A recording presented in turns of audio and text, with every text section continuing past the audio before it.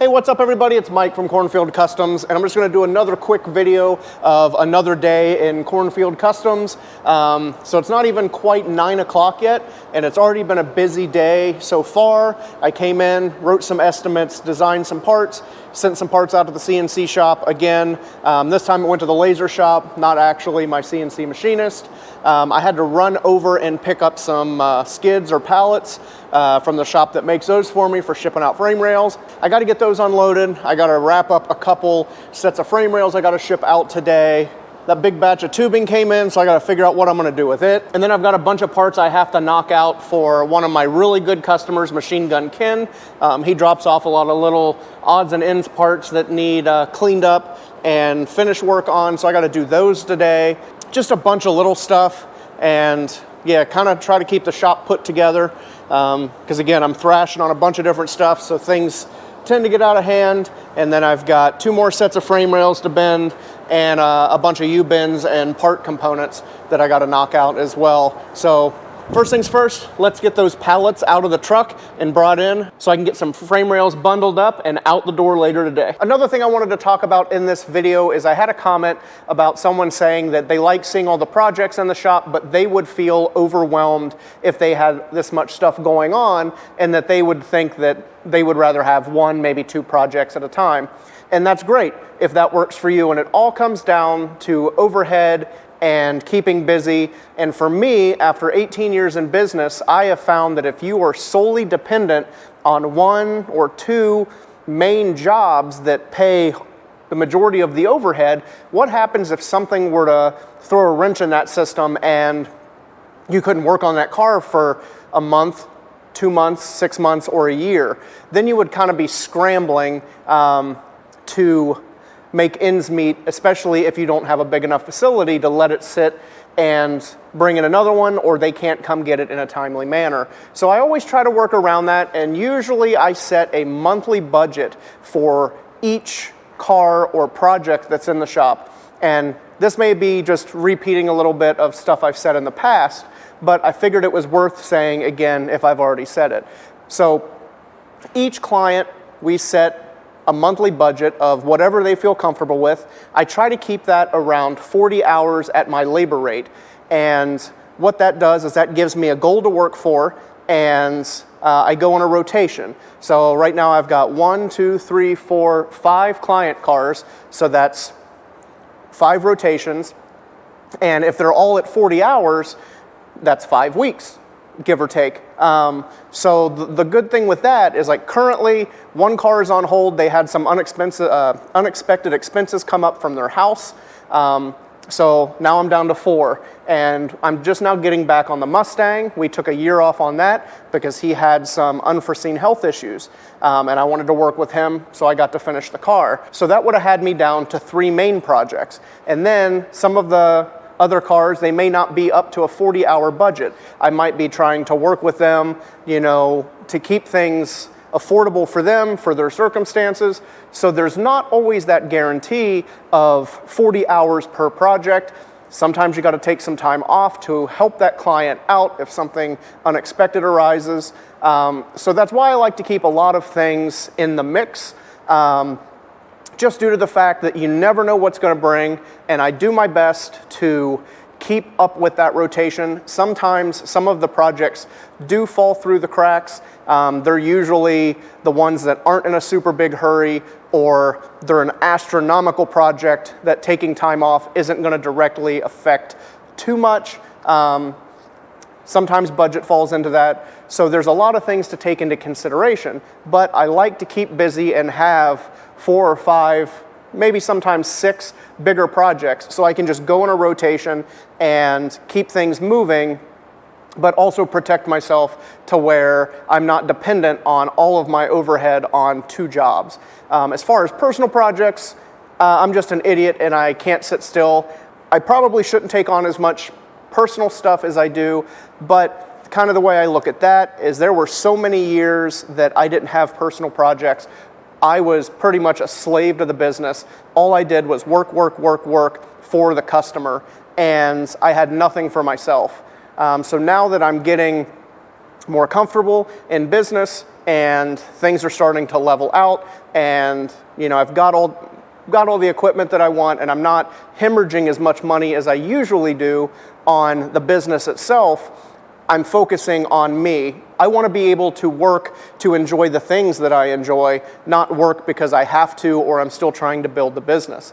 This was my hobby, and then it kind of turned into a business, and I don't want the business to run my life. I want to be able to work enough to pay my bills, put a little bit of money in the bank, and still be able to enjoy my own personal stuff. So that's why I like to keep busy with that. And with the personal stuff, I might be building, say, a race car that I'm waiting on parts or waiting on an engine, or I'm waiting on something, and then I can jump on another car that I have parts for or is lower in the budget, or I can get done sooner. And that helps me too with if I'm starting to get burned out on one of my own projects, I can jump to one of my other projects. So currently I have, personal project-wise, I have the white race car, the Streamliner, the ambulance, and the Indy Roadster. So I only have 4 big personal projects as of right now. And then, just little piddly stuff like maintenance on the Daytona or the GT or the red race car or updates on stuff like that. That's kind of an insight into why I take on so much as customer work or as personal work. It just gives me something to do to where I can't sit still. I'm always having to be moving, and I'm not dependent on 1 or 2 projects to pay all of the overhead at the shop, and I'm not focused on one project in my personal life that I can easily get burned out on. So I can jump around a lot, keeps things fresh, keeps them mixed up. But again, I'm rambling, but I wanted to just take a second to kind of elaborate on that situation of why I take on so much. So again, I'm rambling. I'm gonna get back to work and get things moving through the shop. All right, so I'm on the tow motor.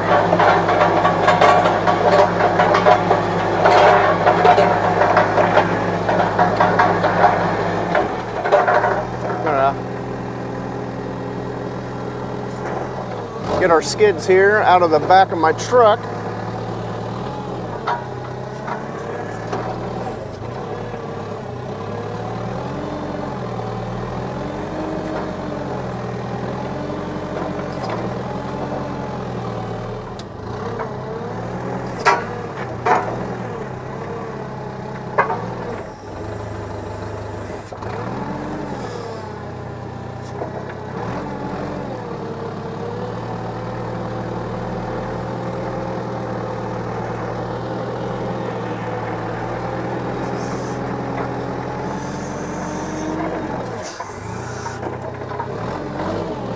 All right, so get all these skids in the shop, get them unbanded, and I can start banding up some of these frame rails I got to get shipped out later today.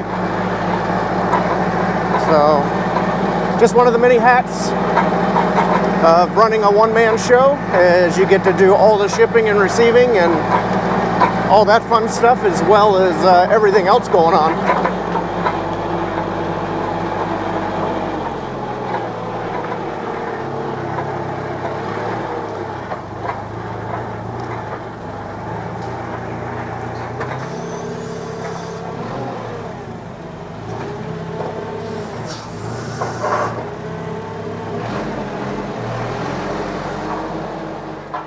So one of the things I think is a struggle for a lot of small shops, I know I struggle with it, is I've got so much stuff going on all the time, so many different projects and different tasks to get done, like designing parts and sending out quotes and ordering material and going and getting stuff that I can't necessarily get shipped in.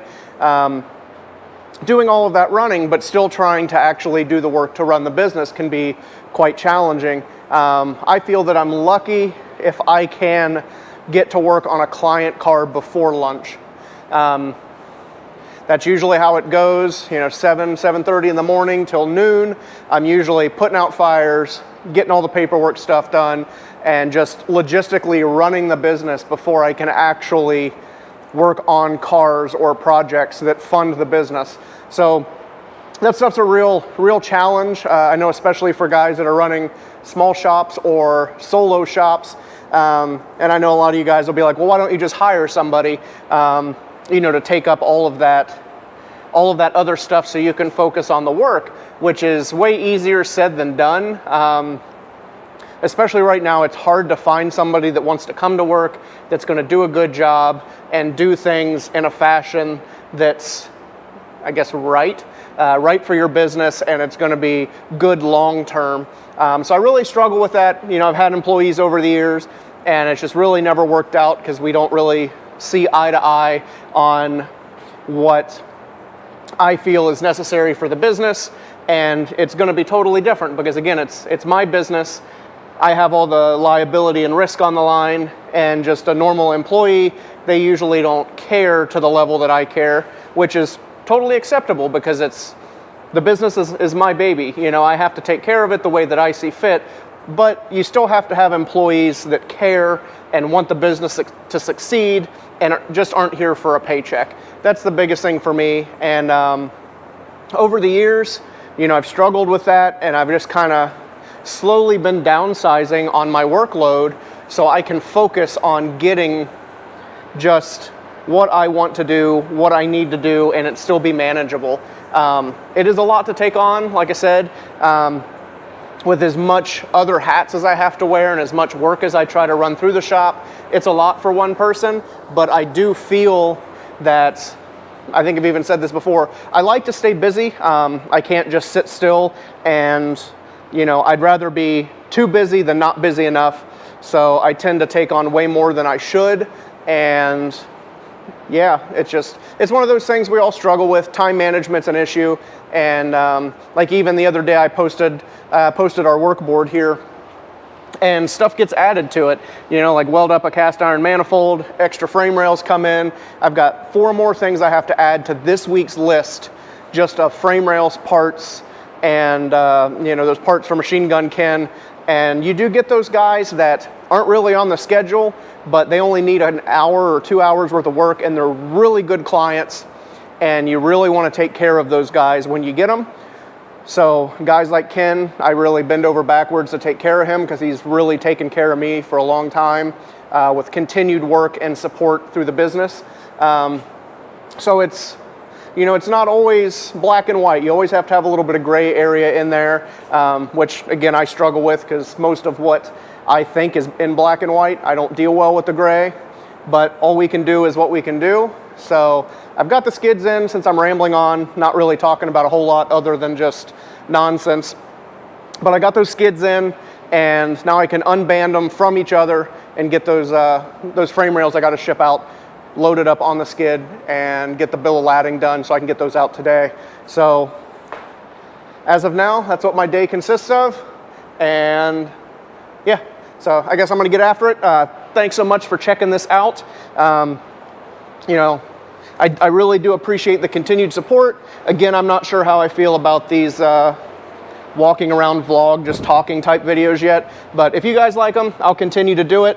If you don't like them, I can phase them out a little bit. So make sure to subscribe, drop a comment, let me know what you think of this style video, and we'll see if we keep making them.